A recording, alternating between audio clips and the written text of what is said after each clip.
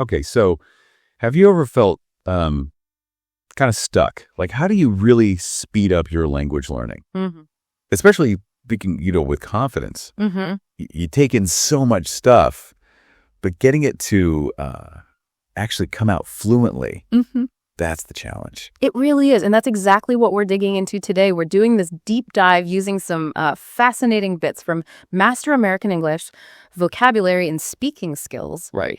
And our goal isn't just, summarizing. It's about pulling out the best techniques, the real key insights to show you how structured practice can actually train your brain to speak English well. Train your brain. I like that. Yeah. And what's really cool is how these ideas aren't just for English. They can help you master pretty much any new skill. Totally. So for you listening, we're going to unpack this really smart 4-part exercise. It's designed to boost your English speaking skills, fast. Mm-hmm. We'll look at the specific words, the interactive stuff they suggest. It's kind of a shortcut to getting, well-informed on how language learning really works effectively. Ready to jump in? Let's do it. Okay, so the first big step they talk about in the source, it's English listening practice. Mm-hmm. But it's more than just hearing the sounds. Right. The main thing is focusing hard on the meaning. Right. Understanding a real chat between native speakers to get how actual interactions happen. Exactly. And, you asked why this immersive listening is so key. Yeah, what's the secret sauce there? Is it just context? Well, context is huge, definitely. But it's also because in these sort of natural everyday chats, our brains are just more open to picking up the language. It's less pressure. Yeah, you start to recognize patterns. You kind of anticipate what someone might say next. It's a bit like how kids learn their first language, Yeah. It builds that gut feeling for real English. Instead of just textbook rules. Precisely.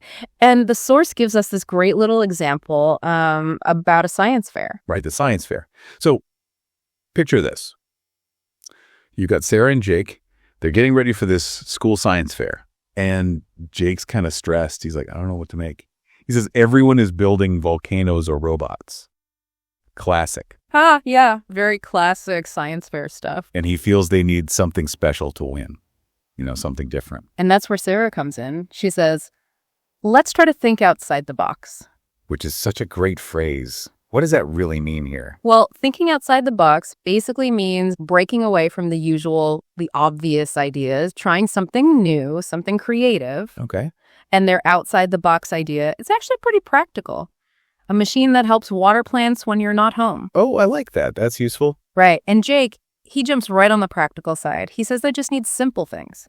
A bottle, some string, and a timer. Super simple. Sarah agrees. Yeah, simple but different. And then they make a plan. Start building it tonight because they want to win that prize. See, that kind of everyday chat, Yeah. It feels so natural. It makes it easier to absorb the language without even realizing it, doesn't it? Absolutely. It provides that perfect foundation. So, okay, you've listened. You've kind of got the story. What's the next layer? How do you dig deeper? I'm guessing vocab is next. You got it. And here's where it gets really interesting, like you said. Mm-hmm. The source focuses on learning that vocabulary in context, not just lists of words. Right, not flashcards in a vacuum. Exactly. They tie the new words right back to that Sarah and Jake conversation you just heard, which makes them way more memorable, way more usable. Okay, give me an example. Sure. So, science fair. It's defined a school event where students show science projects. Pretty clear. Yeah. But then, crucially, they give an example sentence. Tom won first prize at the science fair. It links it right back. I see. It reinforces it. And what about volcanoes? Same idea. They define it. Mountains that can explode with fire, smoke, and lava. Okay. And the example. The teacher showed a picture of real volcanoes. Again, connecting it to a real world context. Makes sense. And think outside the box. Yeah. Key phrase. Yep. Clearly defined. To have a new or creative idea or to try something different. And the example they give is just perfect. Let's think outside the box and try something different. Nice. Yeah. And even a simple word like string. Even that, defined as a thin piece of rope used to tie things. And, example, I tied the package with a piece of string. It's really systematic, isn't it? You can see how getting these specific words helps you fully unlock that conversation's meaning. Clicking things into place. Exactly. You move from just getting the gist to really understanding the details. Okay, so you've listened, you've got the vocab and context. Mm-hmm. How do you make it stick? How do you actually start using it? That takes us to part 3, right? The listen and answer practice. Mm-hmm. This bit encourages you to actually say the answers out loud before you hear the correct ones. Why is that speaking part so important? Well, that's all about active recall. It's pure brain training. Okay. Answering out loud forces your brain to pull out the information, to actually produce the language. It shifts it from just being something you recognize To something you can actually say. precisely. And the source is smart here. It recommends repeating this drill every day until you can say the answers quickly and confidently. Repetition, repetition. That consistent, active work is what builds fluency.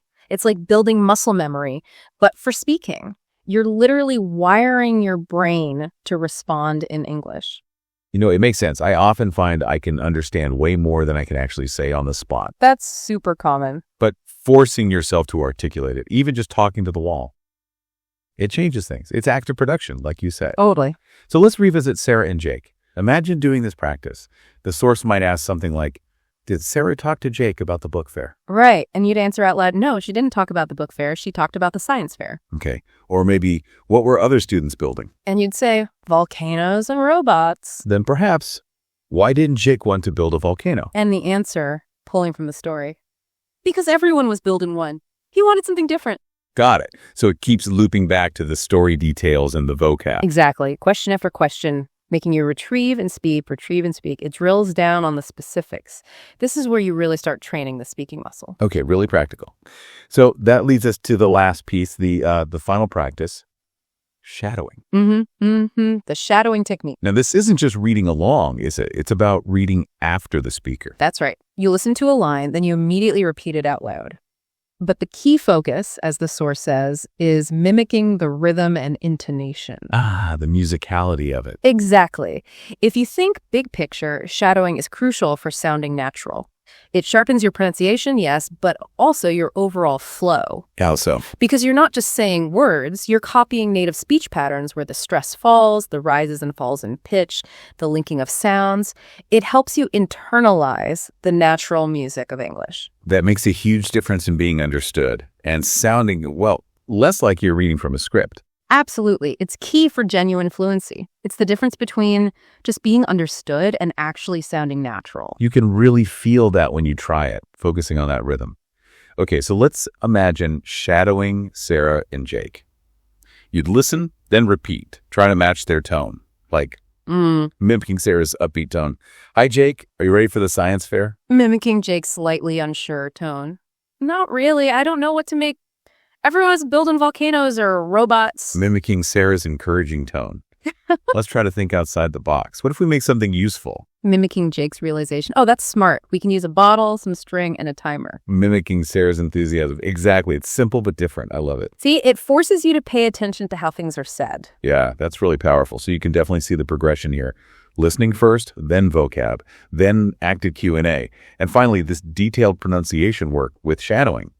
It's a whole system. It really is. This deep dive into the master American English stuff, it's laid out such a comprehensive path. It takes you smoothly from just listening passively to grabbing the vocabulary, then making yourself use it actively in the Q&A, and finally polishing it all off with the shadowing for pronunciation and flow. It's like a complete workout for your English skills. Exactly. Designed for real progress, faster fluency. And you know, the source really hammers home that point about repetition. It says, repetition is very important to become fluent and tells you to watch the video many times. Consistency is key. So, okay, we focus this deep dive on learning English.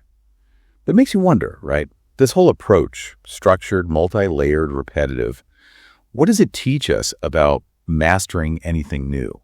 That's a really interesting question. Think about it. Maybe you're prepping for a big presentation or trying to get up to speed in a new field, or you're just, curious about something complex. Yeah. How does breaking it down like this into digestible steps, interactive practice, content engagement, how does that take us beyond just like reading information? To actually internalizing it, to being able to use it, apply it. Exactly. From just knowing about something to truly mastering it. Definitely something for you all to think about. A great thought to end on.